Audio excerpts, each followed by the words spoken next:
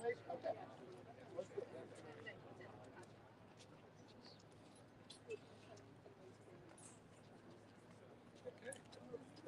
welcome everyone. Thank you for your patience. We're in the process of voting, and it's great to see everybody. I know Speaker McCarthy probably feels very comfortable this.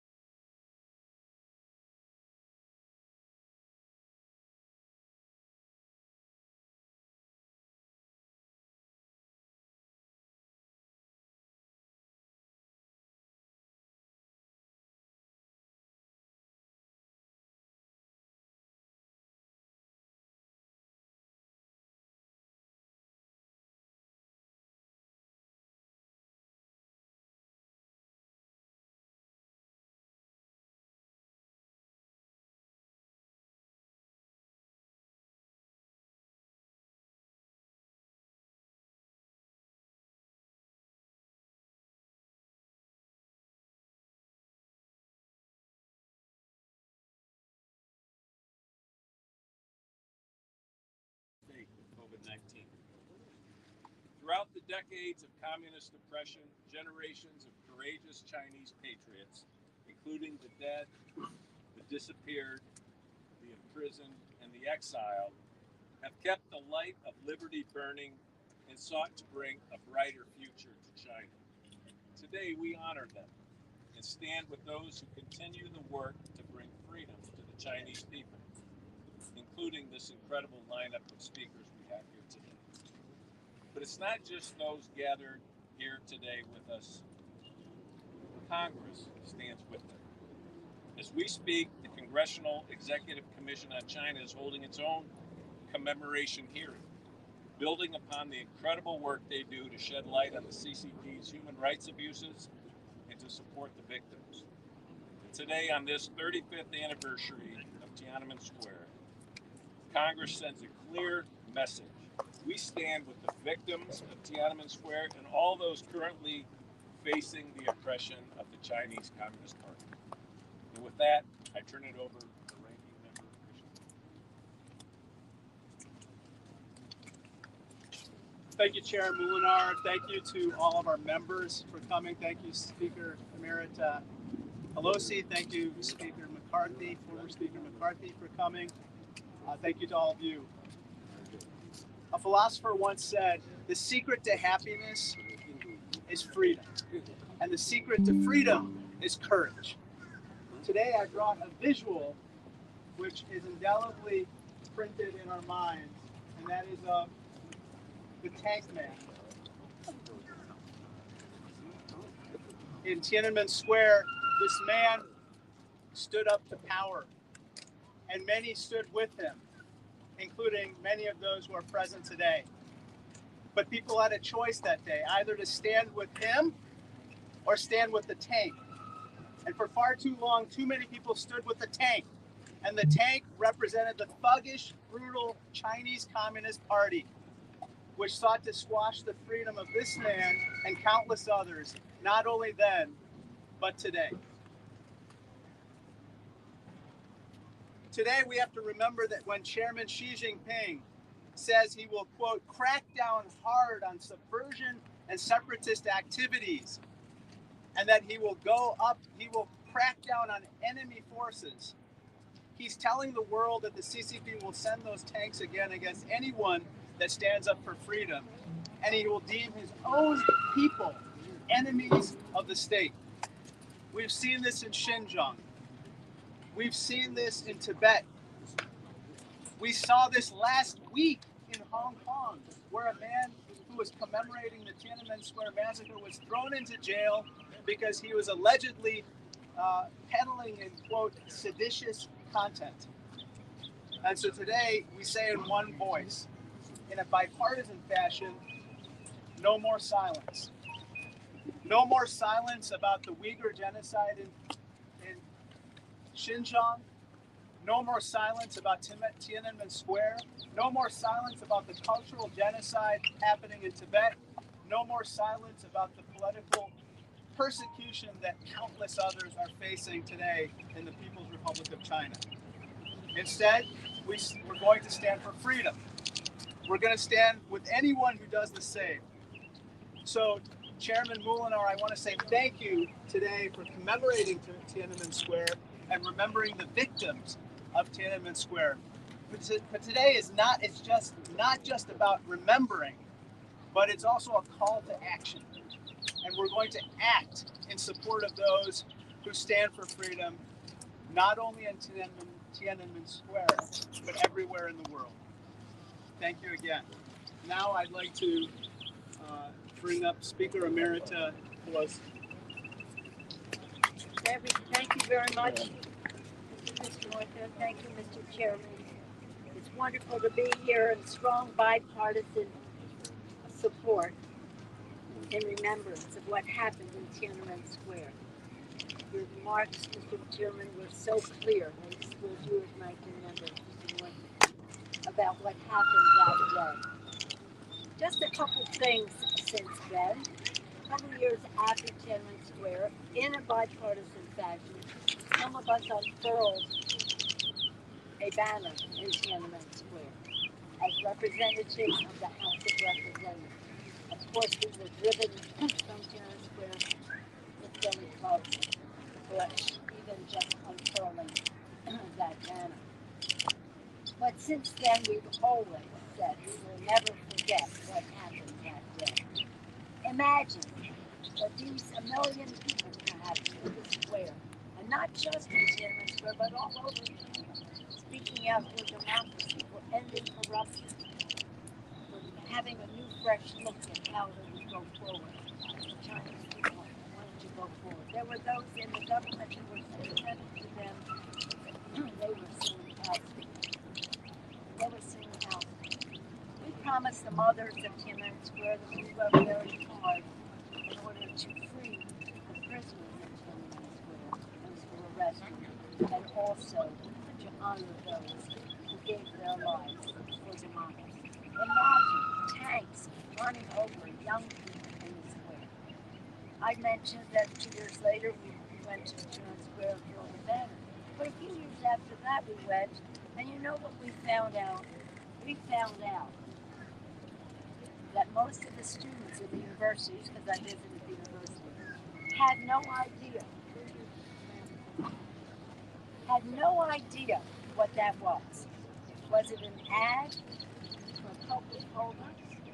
In America, the man before the tank. They had tried to erase the memory of that courage. But you can't erase courage. It's experience.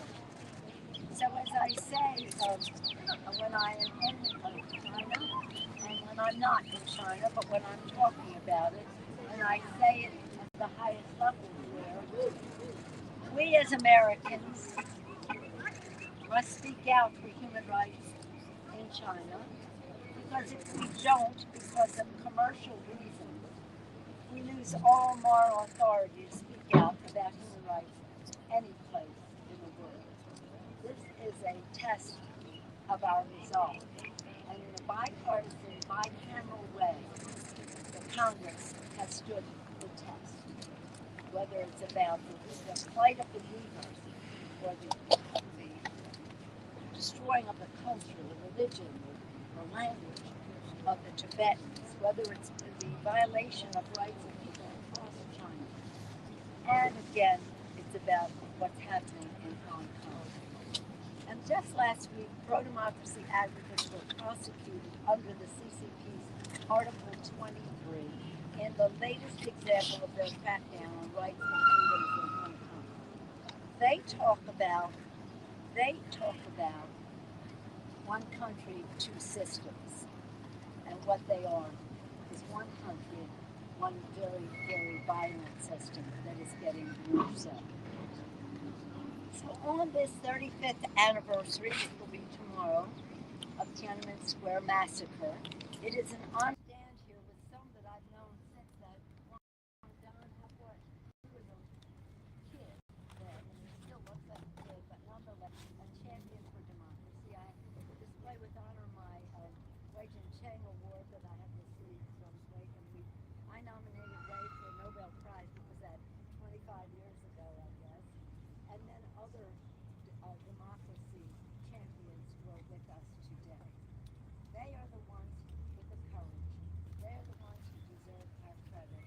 And we must never forget, and that is our promise. And the other thing we want to know, make sure people know, is brutal governments, one of their worst forms of torture to people they have in jail is to say to them, nobody even knows you're here anymore. They don't even know why you're here. Why don't you just give it up and confess whatever they want them to confess to? Well, we want them to be sure that they are not forgotten. So many times, in a document, on the floor of the House, or on our visits to China, or when Chinese dignitaries, government officials come here, we're sure to give them the names, to speak the names again and again. So you'll be hearing from some of them, the true VIPs today, when we hear from our visiting champions of democracy in China. With that, it's my privilege now to yield to, is Kevin here? There he is. Kevin, and I'm so proud that Kevin has a beautiful event that he has at the Reagan Library, a great prestigious institution in our country, where he welcomed the president of Taiwan as he had spoken out against China's aggression toward Taiwan. These are Kevin McCarthy. I yield to you, Kevin.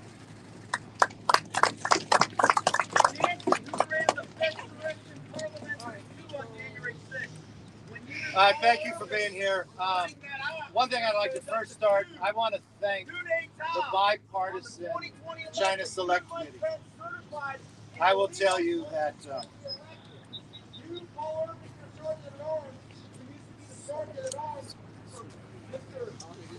let me begin.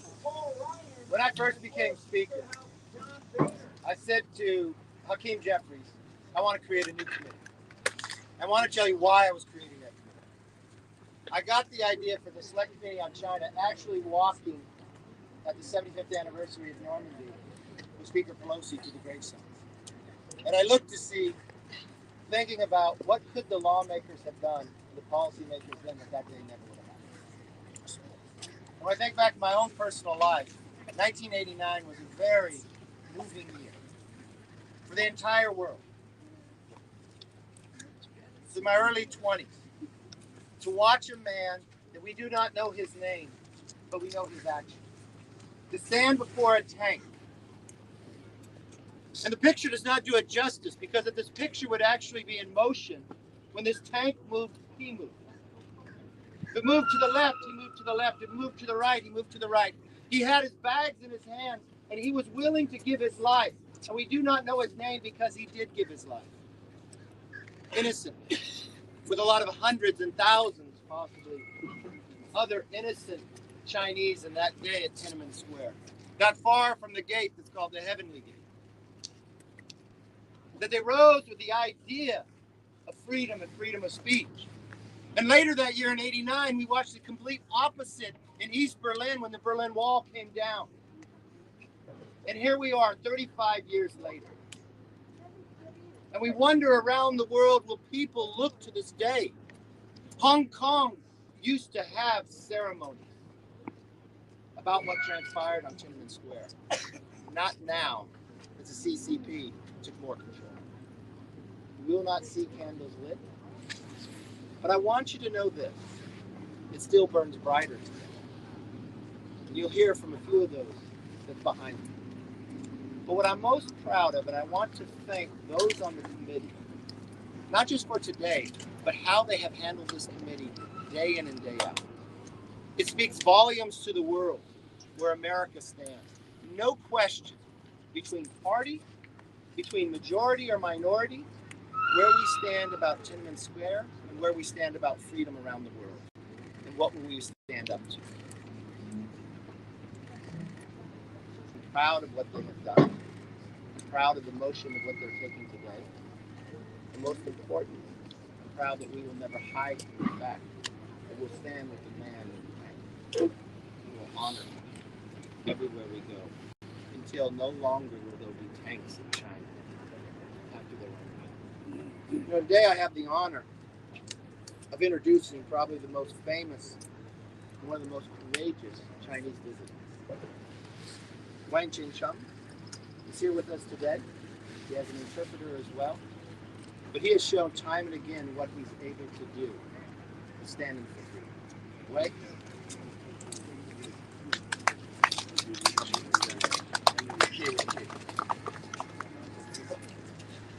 我们今天来纪念那个天安门民主运动35周年。其实这个运动影响非常广泛。上个世纪在中国发生了2次重大的运动，其思想都外溢到全世界。第一次是中国共产党主席毛泽东发动的文化大革命，他的暴力革命和极端马克思主义的理论，影响了全世界的暴力革命和恐怖主义，至今仍然是支撑恐怖主义的思想基础。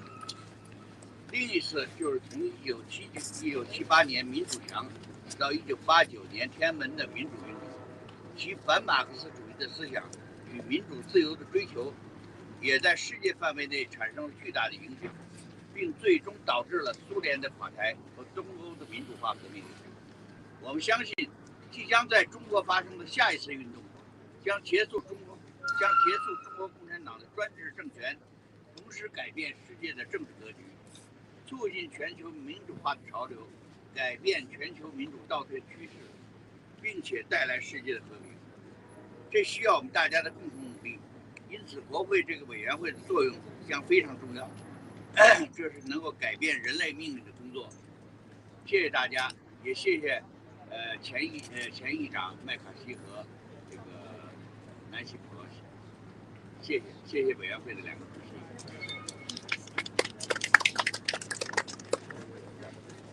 This is a translation of Wei's speech.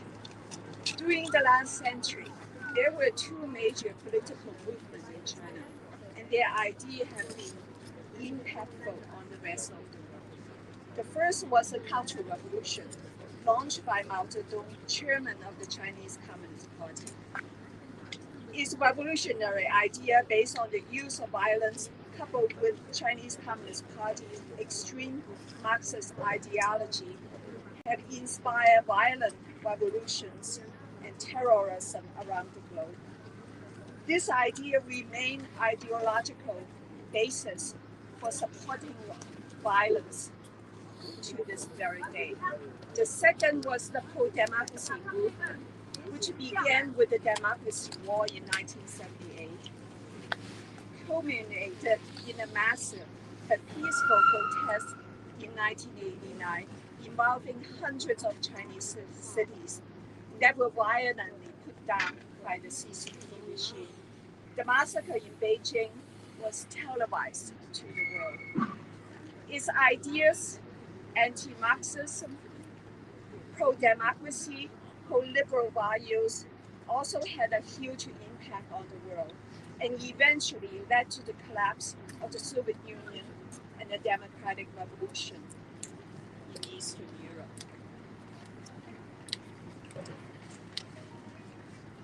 The next ideological and revolutionary movement in China, we believe, will be able to change China's Communist Party's autocratic regime, alter the world's geopolitical landscape, promote the trend of global democratization, stop the current global democratic retreat, and bring lasting peace to the world. This will require a united effort from all of us. Hence, the role of the House Select Committee on the Chinese Communist Party will be critically important. This is the work that will alter the destiny of mankind. Thank you to you all, especially to Speaker Pelosi and Speaker McCarthy. Thank you.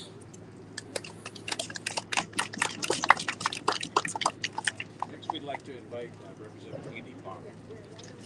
Thank you, Mr. Chairman. And, on June the 4th, 1989, I was only in 9th grade. But I remember watching on television in horror with the rest of the world as communist Chinese tanks rolled into Tiananmen Square to brutally repress peaceful Chinese pro-democracy protesters and bystanders alike.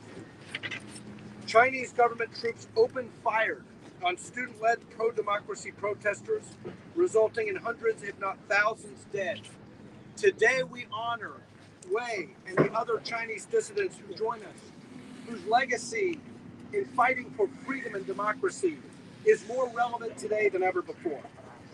In Hong Kong, once a beacon of commemorative freedom, the massive June 4th annual vigil that mourned the victims for decades has now vanished, a casualty of the city's clampdown on dissidents following huge anti-government protests in 2019. And last week, under a new homegrown security law, Hong Kong police arrested 7 people on suspicion of alleged sedition over their posting of social media content about commemorating the Tiananmen crackdown. Last week, I joined a bipartisan delegation traveling to the democracy of Taiwan, where we were there to celebrate not just a successful election and the inauguration of a new self-governing democracy led by a new president in Taiwan, but we were there to celebrate a successful democracy and freedom on that island. And so as we commemorate the victims of Tiananmen, my message to my fellow Americans and to the Chinese people is that the victims of Tiananmen 35 years ago, their legacy is more relevant today than ever before. And their legacy stands as a tribute to the people of Taiwan today, the people in Hong Kong today, and the people in mainland China who continue to struggle and fight for freedom and democracy. And with that, I yield to another brave pro-democracy dissident, Wang Dan.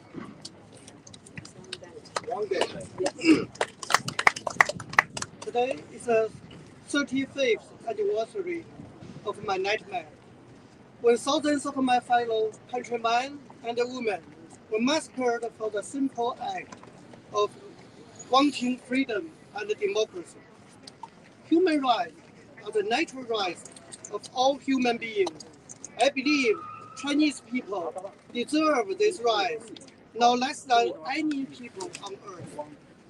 Thank you, Honorable Chairman, and all the honorable members of Congress who have come here to remember this tragic day with us. I still remember vividly how shocked I was when I saw the Chinese Communist government deploying regular military troops to attack its own capital and to massacre its own people. I could hardly think, nor utter a single word. Since then, I have come to understand that the rule of the Chinese Communist Party could only be maintained by violence. This was the case in 1989, and it remains the case to this very day. We come here today to commemorate not only what happened in 1989, but also to recognize the political reality in 2024. Every person in free societies, including the United States, should know that the Chinese Communist Party is the enemy of freedom and democracy. Today, we commemorate not only China's lost opportunity for freedom and democracy, and we also want to alert others that the freedom and the democracy of all humanity are threatened by the ambitions of the CCP. I was once deeply moved by Martin Luther King's famous speech, "I have a dream," and I have my own Chinese dream. I dream that one day the Chinese people will live in freedom and dignity. For 35 years, I have not forgotten this dream for a single day, nor have I ever spared any effort to realize this dream. At this very moment, we are here to remember all the students and the citizens who lost their lives on June 4th, 1989. And I call on all the world not to forget these courageous people. I call on the entire world to pay attention to those in China today who are being persecuted for the simple act of seeking democracy and human rights. I also urge that we all take practical action to help the Chinese people realize their dream of freedom and dignity. It is only when Chinese people achieve true democracy and human rights that we can be assured of a lasting world peace. Thank you.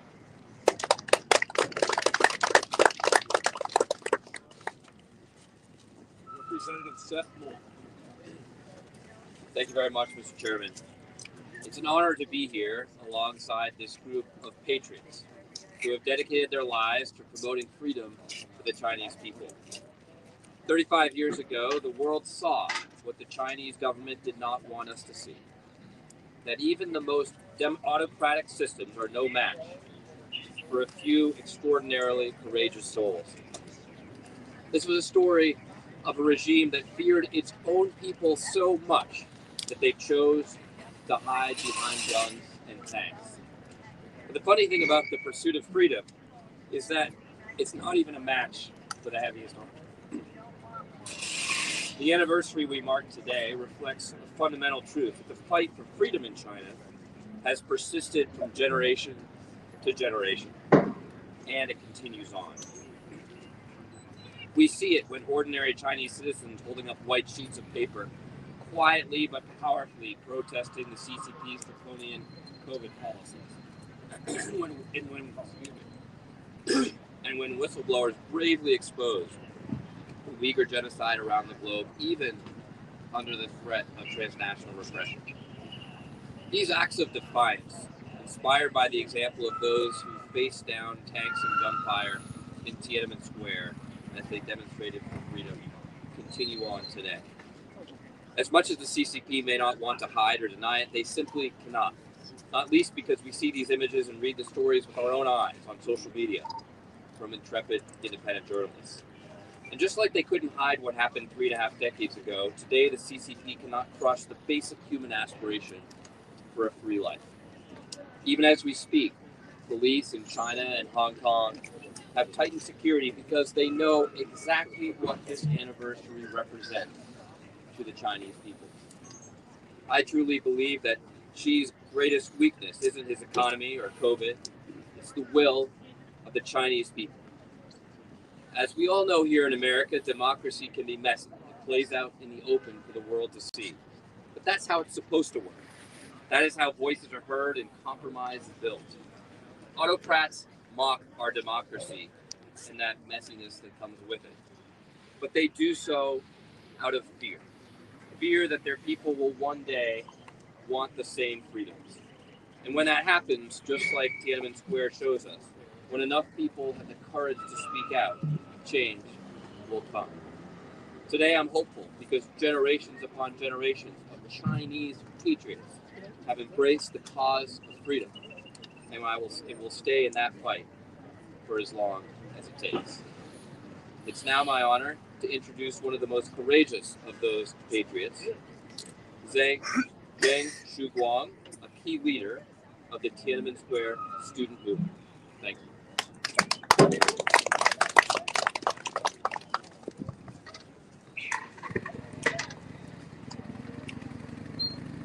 Ladies and gentlemen, members of Congress, I'm Zheng Shuguang, one of the witnesses and the survivors of the 1989 democracy movement in China and the massacre in Beijing.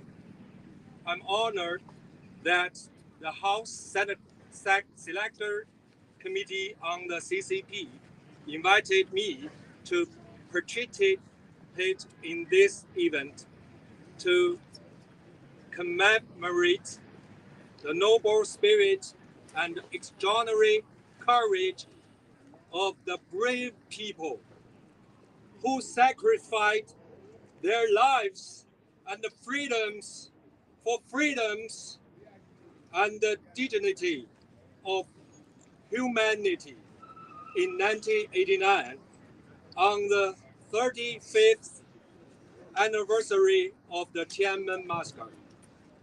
35 years ago, more than 200,000 PLA troops used machine guns and tanks in Beijing to massacre and suspecting young students and citizens who were peaceful protesting. The massacre claimed thousands of lives and put thousands of families into a bottomless abyss. The nationwide arrests and purges that followed changed the fates of countless families.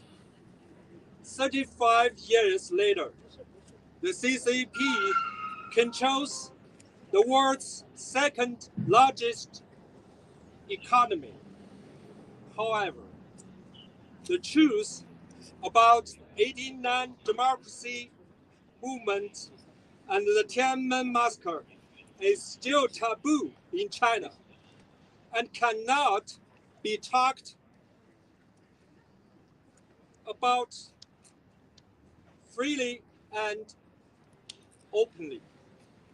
To understand contemporary China, we must look back at the scene of the CCP's crackdown on the pro-democracy movement 35 years ago, a crime that has never been punished.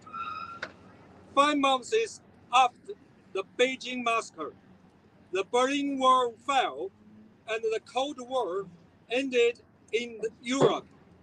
However, for the CCP, the Cold War never ended. Today, Xi Jinping's regime is not starting a new Cold War. It is a continuous struggle between the CCP regime and the free world. The essence of the China challenge facing the United States is a challenge to human freedom and dignity from a totalitarian Stalinist party state. This struggle is both a struggle between the CCP and the people under its oppressive rule, who have no freedom of speech and political democracy and the free world's competition with the CCP. Let's work together to win this fight. Thank you.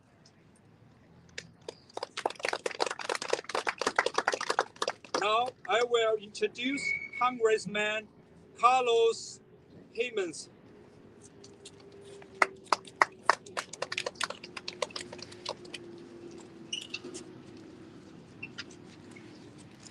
told the former speaker, Kevin McCarthy, I thought the best thing that he had done as speaker was actually creation of this of the China Select Committee.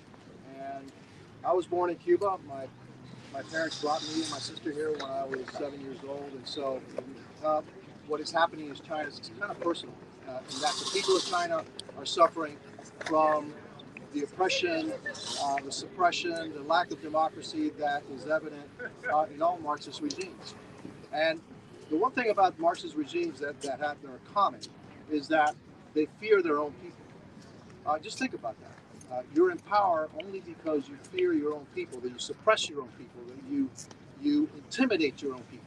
And that's the only way that you're going to remain in power. And so for the United States, for the beacon of freedom and democracy, we must stand with the people of China. We must support their efforts to throw this regime and relegate it to the trash heap of history. I'm very proud to serve on this committee, and one of the reasons I'm very proud to serve on this committee is it's bipartisan. And in this era where really there's not much that Republicans and Democrats agree on, we agree on this, that China is an existential threat, not only to its own people, but to the world. And so we stand united, and our message to the people of China is that the United States Congress stands with you. We will support you. We will not abandon you.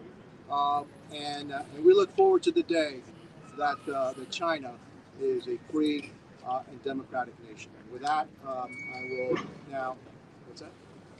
I will now introduce my colleague on the China Select Committee, Roll Call. Thank you, Mr. Chairman. Thank you, Representative Jimenez. I stand united with my colleagues in recognizing the importance in the quest for freedom. And that is ultimately what this is about. America has always stood for the march of freedom, for the march of political rights. And I still believe that is inevitable around the world, including in China.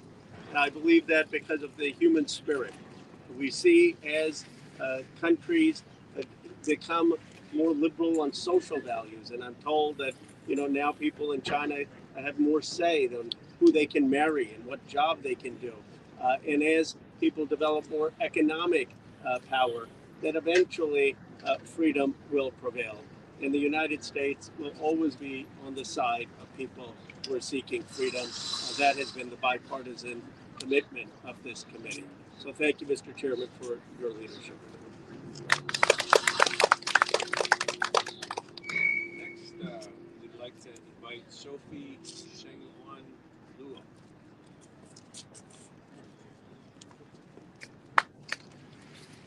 Hello, everyone. Thank you very much for inviting me to speak today. I'd like to go back in time to the year 2012. In 2012, my husband, Ding Jiaxi, originally a commercial lawyer, joined legal scholar Xu Zhiyong to launch the New Citizen Movement. The movement encourages ordinary citizens to exercise civil and political rights, to confront injustice in society, and oppose human rights abuses in daily life. Their peaceful and lawful activities, however, have led Chinese authorities to arrest and sentence Xu Zhiyong to 4 years and Ding Jiaxi to 3.5 years in prison in 2014. After serving their sentences, both Xu Zhiyong and Ding Jiaxi resumed their activities in promoting civil, political, and human rights.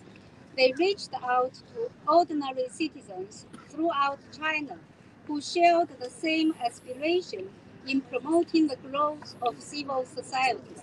But in 2019 and early 2020, the police forcibly disappeared, severely tortured, and 4 years later secretly sentenced Ding Jiaxi and Xu Zhiyong under the charge of subversion of state power.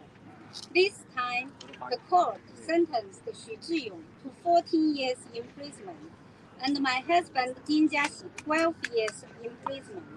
Subversion of state power is classified in Chinese law as endangering state security. Let's just think about this. Ordinary people gathering to discuss what it means to be a citizen according to Chinese own law is considered by Chinese government to be a security threat to state power. As the wife of a political prisoner, my thoughts are first and foremost with my husband.